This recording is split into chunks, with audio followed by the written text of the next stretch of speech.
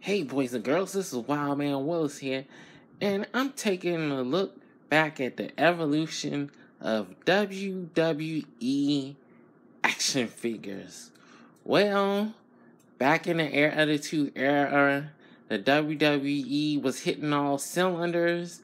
They had action figures in the past by companies like LJN and Hasbro. After a couple of years, the WWE wasn't as famous as it was, because after Hulk Hogan left WWE, the popularity of wrestling really went down at one point. So nobody was really interested in getting a license on action figures from wrestling in general. So luckily, once the Attitude Era started ramping up, they reached out to Jakks Pacific. And we're going to take a look down the line of some of these action figures and look at the quality from then to now.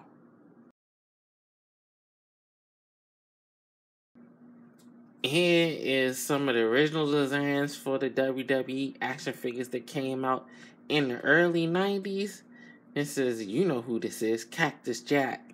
And the thing about the original Jakks action figures, they didn't really have any articulation really in them. It was just in the head and in the arms. And they look like a regular toy. They didn't really put any real sculpted, real details in the faces. It looked very cartoony. But this is all we had at the time. And it looked like Cactus Jack for what he was back in the day.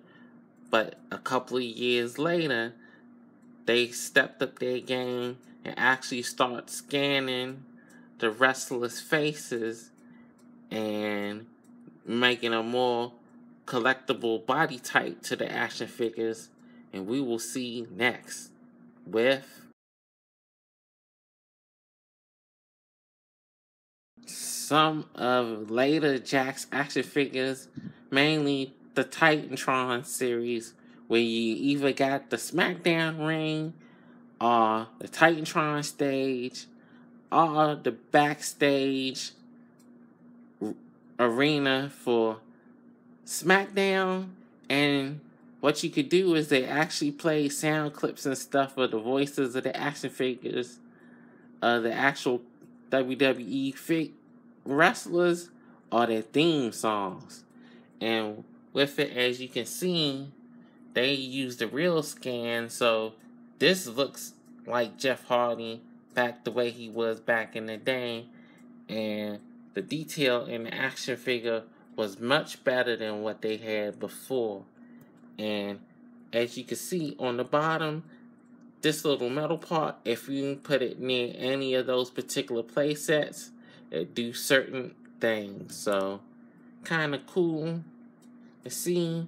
But the only thing about some of the action figures, they still didn't work out the joints in the arms.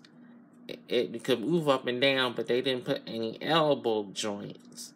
But the only thing about that is when they get older, they got loose in the elbows. So we will look at some of the other action figures that came later on in a second.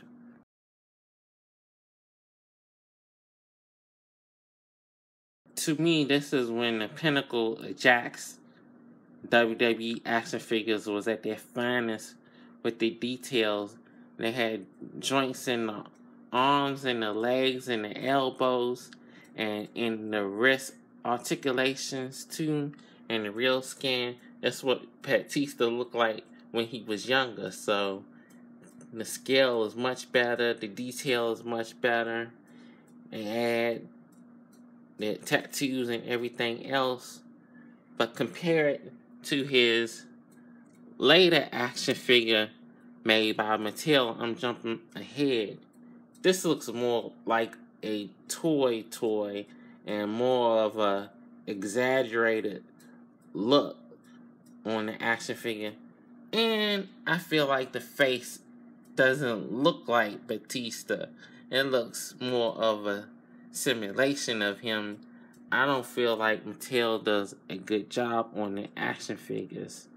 But I'm jumping ahead. But since this is one of the only few action figures where I got the Jakks and the actual Mattel that came out maybe a year or two ago, you can see the difference in the quality. And I feel like Jakks makes a better quality. But moving on.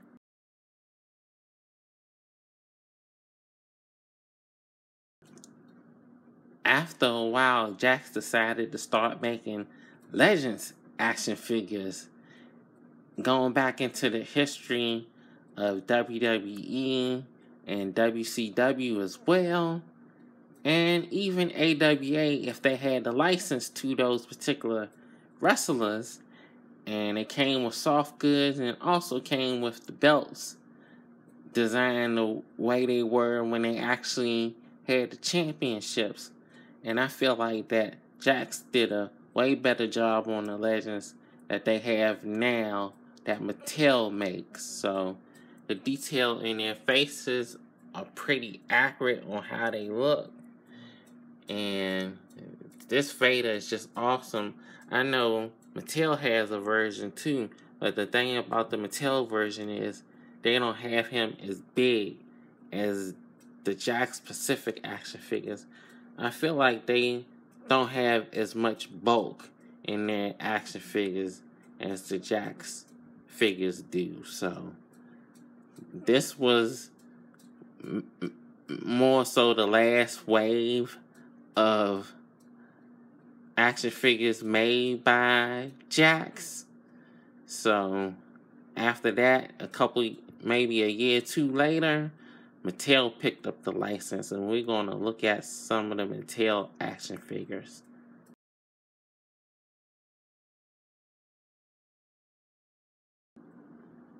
And here are some of the Mattel action figures, and they look very toyish in the face, and I don't feel like they're as collectible looking as the Jakks action figures were back in the day.